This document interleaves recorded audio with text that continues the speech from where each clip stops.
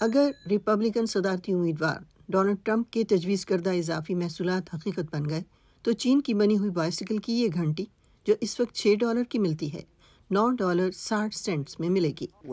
ہم دیگر ملکوں پر بھی محصولات عائد کر رہے ہیں۔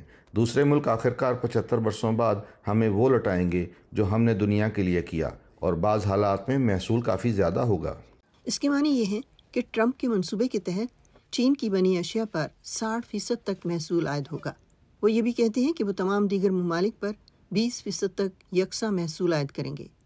ٹرمپ اور ڈیموکریٹک صدارتی امیدوار کاملا ہیرس دونوں کا کہنا ہے کہ وہ ملازمتیں امریکہ میں واپس لانا چاہتے ہیں۔ چین کے لیے پالیسی یہ بات یقینی بنانے کے لیے ہونی چاہیے کہ امریکہ 21ویں صدی کی مسابقت میں جیت حاصل کرے۔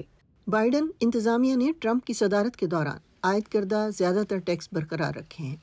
مئی کے مہینے میں بائیڈن نے $18 ارب تک کی چینی برآمدات پر محصول میں اضافے کا اعلان کیا تھا، جن میں چین سے الیکٹرک کاروں کی درآمد پر 100% ٹیکس شامل تھا۔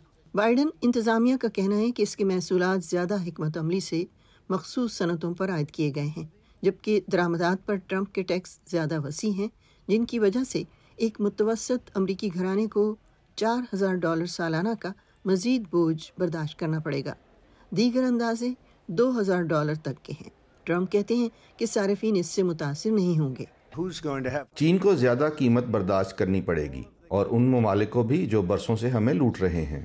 لیکن سپلائی چین کے ماہر کرسٹوفر ٹینگ کہتے ہیں کہ درآمدات پر ٹیکس چینی کاروبار ادا نہیں کریں گے۔ الیکشن کے بعد سب چاند لا دینے کے وعدے کر رہے ہیں، مگر حقیقت یہ ہے کہ درآمد پر محصول امریکی کمپنیوں کو ادا کرنا پڑتا ہے۔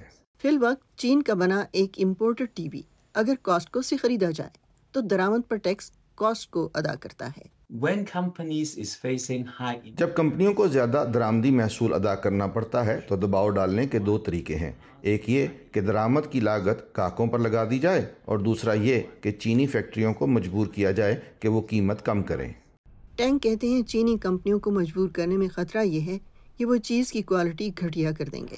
ٹینگ کہتے ہیں درآمد پر ٹیکس کے معنی ہو سکتا ہے یہ ہوں کہ میڈ ان چائنا کے لیبل کم پرنٹ ہوں، مگر اس کا یہ مطلب نہیں ہے کہ چین سے درآمدات کم ہو جائیں گی، صرف ان پر لیبل کسی اور ملک کا لگ جائے گا۔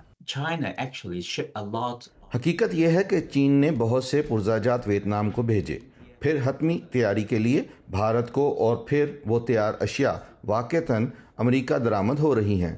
چنانچہ چین پر کل اثر یہ ہے کہ وہ پھر بھی حقیقتاً زیادہ برآمد کرتا ہے، مگر یہ برآمد امریکہ میں براہ راست نہیں ہوتی۔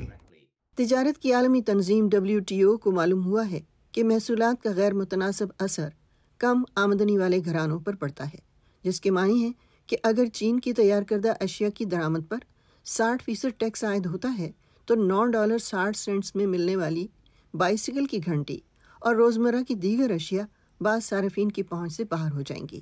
الزبتھ لی کی رپورٹ کے ساتھ مدثرہ منظر، وائس آف امریکہ۔